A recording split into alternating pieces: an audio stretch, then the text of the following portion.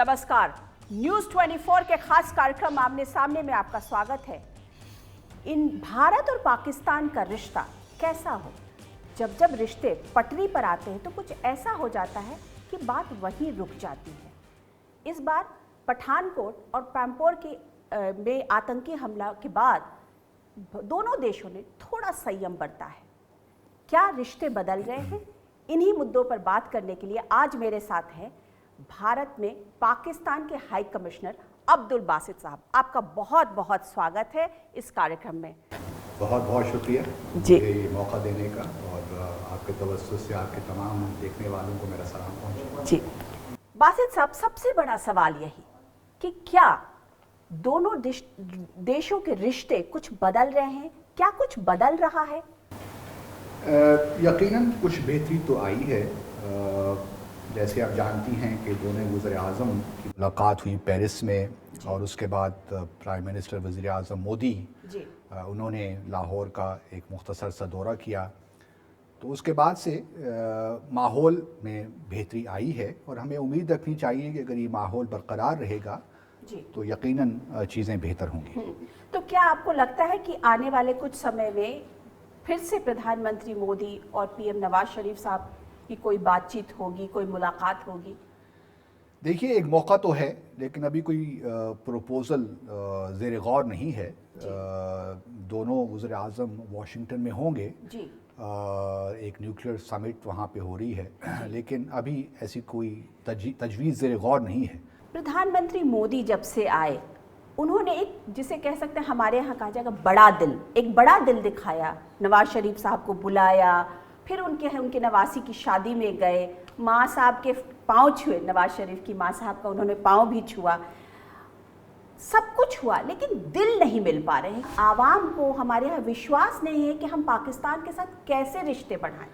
देखिए, जहाँ तक विश्वास का ताल्लुक़ है तो वो दोनों तरफ से है या नहीं है, और उसकी बुनियादी वजूहात हमारा एक जो गैप है विश्वास का, वो मौजूद है, ये हकीकत है।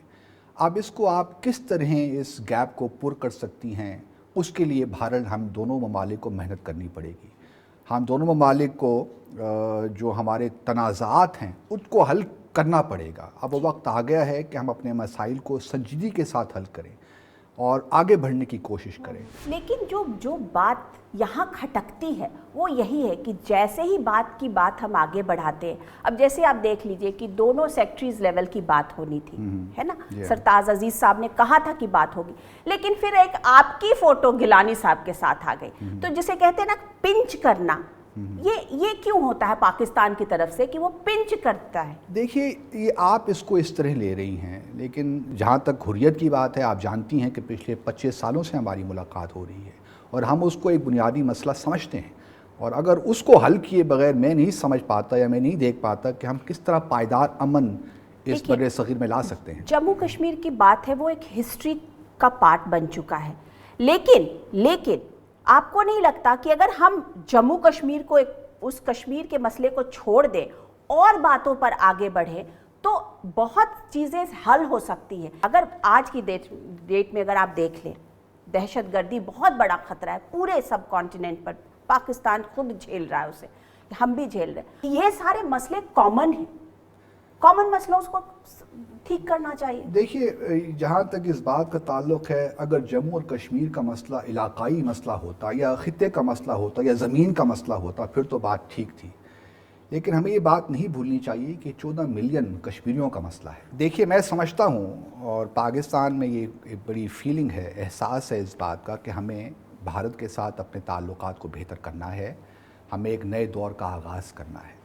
लेकिन इस नए दौर का आगाज़ तभी हो सकता है जब हम ईमानदारी के साथ तमाम मसाइल को हल करने की कोशिश करें। जो आपके कंसर्न्स हैं, आपके जो प्रॉब्लम्स हैं, उनको पाकिस्तान हल करे। जो पाकिस्तान समझता है कि बुनियादी मसाइल हैं, उनको भी हल करना चाहिए। ये एक प्रोसेस है।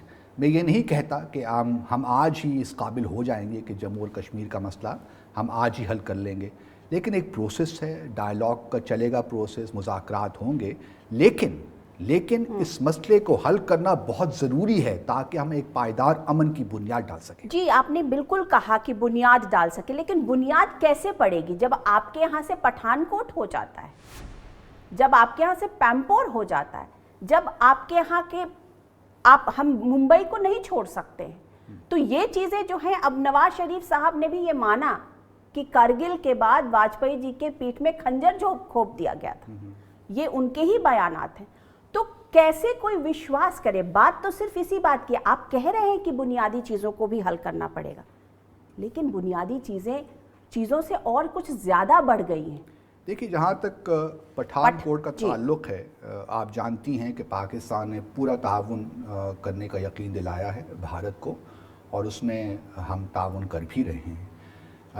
پٹھان کوٹ کے حوالے سے ہم نے ایک جوائنٹ انویسٹیگیشن ٹیم بنا رکھی ہے. ہم امید کرتے ہیں کہ وہ پٹھان کوٹ بھی وزٹ کریں گے, بھارت کا دورہ ہوگا اور ان قریب ہونا چاہیے, اور ہم چاہیں گے کہ جو ہماری اسپیشل انویسٹیگیشن ٹیم آئے اس کا دورہ مفید ثابت ہو, جو ہم نے کام جو پٹھان کوٹ کے حوالے سے جو آگے بات چلنی ہے اس کے لیے بھرپور مددگار ثابت ہو, وہ صرف دورے کی حد تک نہ رہے.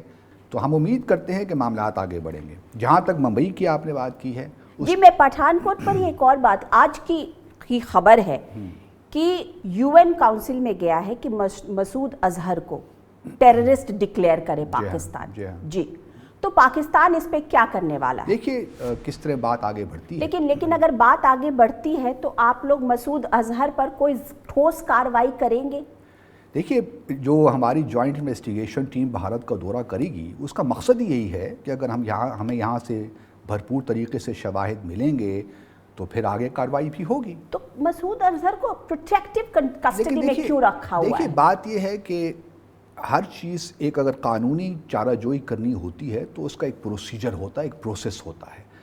مسئلہ تب پیدا ہوتا ہے جب آپ کوئی چیز پہلے سے ایزیوم کر لیتے ہیں اور مجرم کو کٹہرے میں لانے سے پہلے اس کو آپ مجرم قرار دے دیتے ہیں. پہلے دیکھیں کہ الزام لگتا ہے, اس کے بعد عدالتی کارروائی ہوتی ہے, اور اگر کوئی کنوکٹ ہو جائے تو وہ مجرم کہلاتا ہے. ہم سب کو پتا ہے کہ عدالت کی کارروائی میں جو ایفیڈیوٹ دیا جاتا ہے, جو ایف آئی آر کی کاپی دی جاتی ہے, وہی امپورٹنٹ ہوتا ہے. مسائل تو وہیں پہ ہے باسط صاحب کہ مسعود اظہر کو آپ یا آپ کی سرکار, پاکستان سرکار کس طریقے سے ٹریٹ کرتی ہے.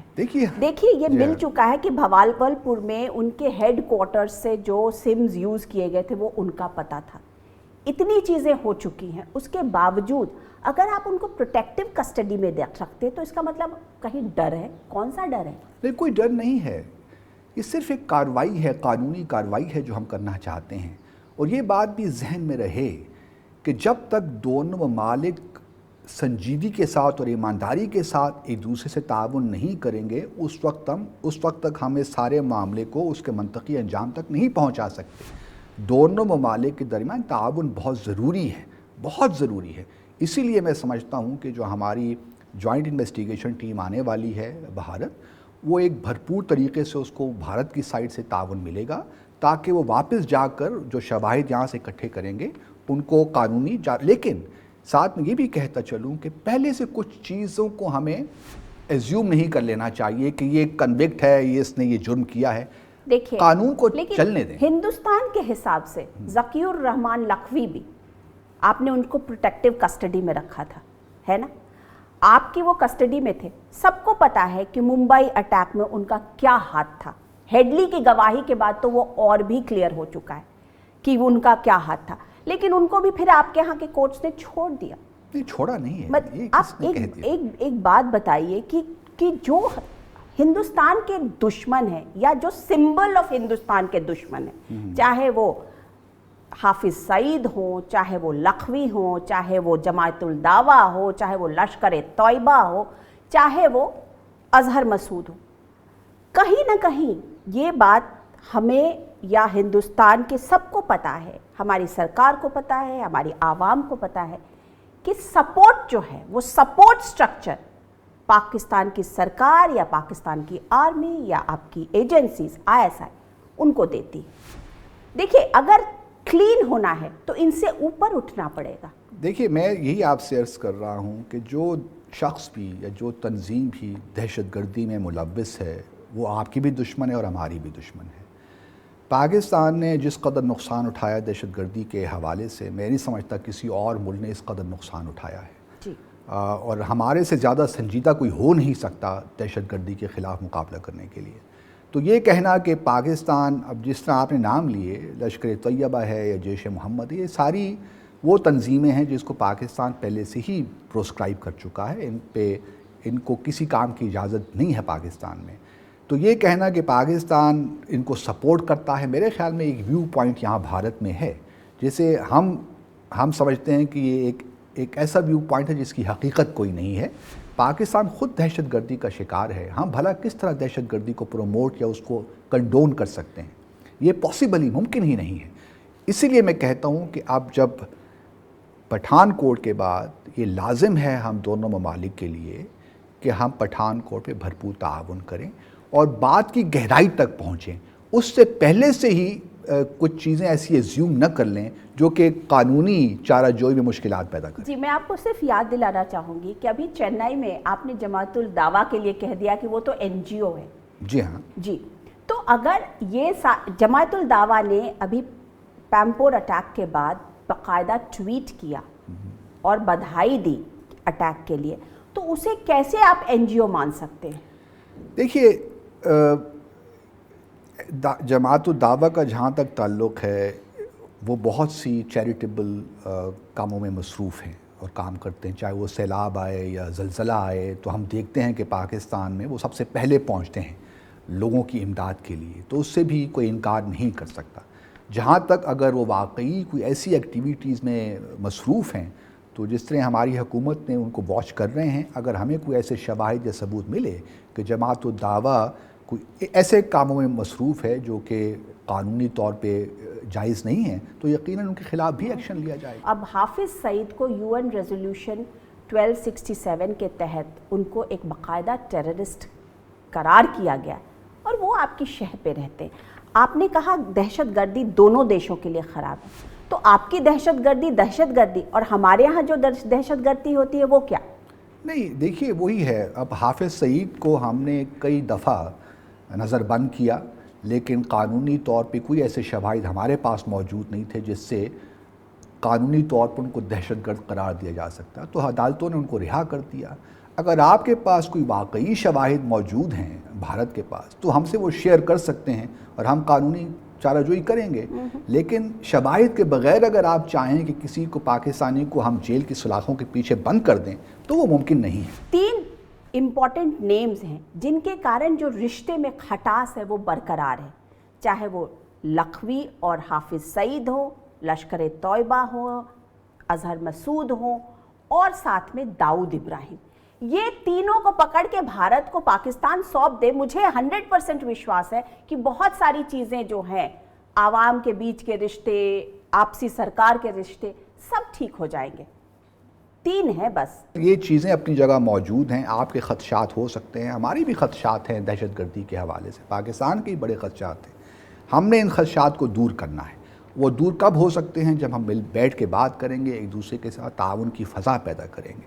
صرف باتوں سے معاملات آگے نہیں بڑھیں گے، ہمیں ایک دوسرے کے ساتھ کنکریٹ طریقے سے آگے چلنا پڑے گا، تعاون کرنا پڑے گا. اس کے بغیر یہ معاملات آگے نہیں بڑھ سکتے. آپ کو کیا لگتا ہے کہ کانکریٹ طریقہ کیا ہے؟ آپ یہاں پہ ہائی کمشنر ہیں، آپ یہاں کے سٹریس کو جھیلتے ہوں گے، آپ یہاں کی کوئی سٹریس نہیں ہے. میرے خیال میں بہتر طریقہ یہ ہے جس طرح دونوں ممالک نے اتفاق کیا ہے کہ ہمارے جو نیشنل سیکیورٹی ایڈوائزرز ہیں ان کو ہم نے دے دیا دہشت گردی کا ایشو کہ آپ اس مسئلے کو بھی دیکھیں. دوسری طرف فارن سیکرٹریز کا ہم نے ایک بائیلیٹرل کمپریہنسو بائیلیٹرل ڈائیلاگ کا آغاز کرنا ہے. تو یہ دونوں اسٹریم ساتھ ساتھ چلیں گی.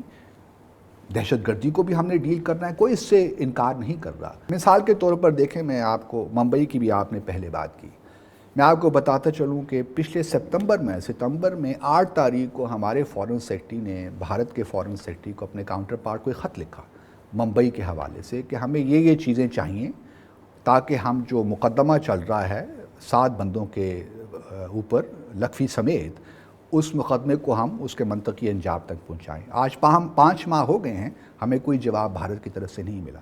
میں چاہتا ہوں کہ جب ہماری اسپیشل انویسٹیگیشن ٹیم آئے، جوائنٹ انویسٹیگیشن ٹیم آئے، اس کو بھارت کی طرف سے بھرپور تعاون ملے.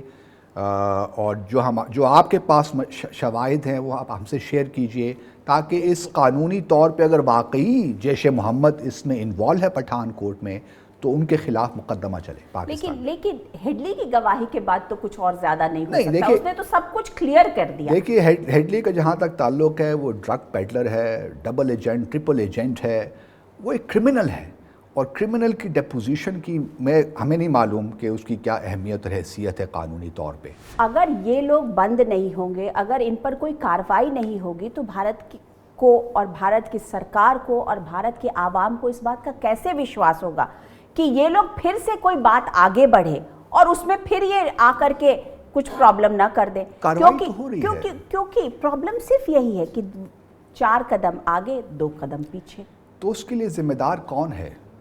میں یہی بات کرنا چاہتا ہوں کہ اس بار دیکھیے بغیر اس کے ہمیں اس چیز سے نکلنا پڑے گا کہ بھئی یہ بھی آپ کی وجہ سے ہے، آپ کہیں گے ہماری وجہ سے، ہم کہیں گے آپ کی وجہ سے ہے، ہمیں اس سے باہر نکلنا پڑے گا اور ایک نئی فضا قائم کرنی پڑے گی۔ اب دونوں وزیر اعظم نے ایک چیز پہ اتفاق کیا ہے کہ ہم نے 2 اسٹریمز چلانی ہیں، ایک طرف ہم دہشت گردی کے معاملات کو دیکھیں گے، دوسری طرف ہم اپنا ایک جو ہمارے دوسرے مسائل ہیں جموں اور کشمیر سے لے کر سر کریک تک ان مسائل کو ہم دیکھیں۔ اس میں اب دیکھیے، اور ان دونوں کو اب ساتھ ساتھ چلنا چاہیے میرے خیال میں۔ ہم یہ نہیں کہتے کہ ان میں لنکیجز ہیں، لنکیجز ہونی ہی نہیں چاہیے۔ ہم اپنی سنسیریٹی کو ثابت کریں گے، آپ اپنی سنسیریٹی کو ثابت کریں۔ ہمیں اب یہ جو ہے نا بیانات سے نکلنا پڑے گا اور بھرپور طریقے سے تعاون کرنا پڑے گا تاکہ معاملات آگے بڑھیں۔ تو کیا بیک چینل ڈپلومیسی کچھ ہو رہی ہے؟ پہلے بیک چینل ڈپلومیسی بہت ہوا کرتی تھی، آج کل اس کا کچھ نہیں، بیک چینل ابھی تو کوئی ڈپلومیسی نہیں ہو رہی۔ ابھی ہم چاہیں گے کہ جو اتفاق ہوا ہے، جو ایگریمنٹ ہوا ہے، اس کو ساتھ لے کر ہم آگے چلیں اور جو معاملات ہیں ان کو طے کریں۔ آپ شعر و شاعری بھی کرتے ہیں، ایک کریئر ڈپلومیٹ جو کہ دلی میں پوسٹڈ ہو، اتنا سارا سٹریس ہو، پولیٹیکل بھی ڈپلومیٹک بھی، تو اس کے بعد آپ شعر و شاعری کیسے کرتے ہیں، کیا کرتے ہیں؟ شعر و شاعری دیکھیں، میں نے فورن سروس جوائن کرنے سے پہلے ہی کر رکھی تھی، لیکن جب سے سروس جوائن کی اس میں پھر تھوڑا بہت کمی آ گئی، لیکن کبھی کبھار طبع آزمائی کر لیتے ہیں شاعری کے ساتھ۔ جی جی جی، تو انڈیا پاکستان کے رشتوں کے اوپر تو آپ نے ضرور کوئی شاعری کری ہوگی؟ نہیں، رشتوں پہ تو نہیں، بلکہ ایک مجموعی طور پہ جو میرے ذہن میں خیال آتا ہے وہ 1-2 شعر اس قسم کے ہو سکتے ہیں کہ احساس زیاں ہوگا تو کچھ بات بنے گی، احساس زیاں ہوگا تو کچھ بات بنے گی، ورنہ کسی صورت میں بھی کیا بات بنے گی، منزل کا نشاں کوئی نہ رستوں کا پتہ ہے، ایسے میں بھلا کیسے کوئی بات بنے گی۔ تو یہ ہے کہ ہمیں نشان کا پتہ ہونا چاہیے، منزل کا پتہ ہونا چاہیے، راستوں کا پتہ ہونا چاہیے کہ ہم نے کیسے آگے بڑھنا ہے، اور یہ تبھی ہوگا جب ہمیں اس بات کا احساس ہوگا کہ ہمارے تعلقات ٹھیک نہ ہونے کی وجہ سے ہمیں کیا نقصانات ہو رہے ہیں۔ دیکھیے نا، ہمارے ساؤتھ ایشیا میں لیسٹ انٹیگریٹڈ ریجن ہے یہ، جہاں یورپین یونین میں 50% تجارت ہوتی ہے، باہمی تجارت، ساؤتھ ایشیا میں صرف 4 سے 5% تک ہے۔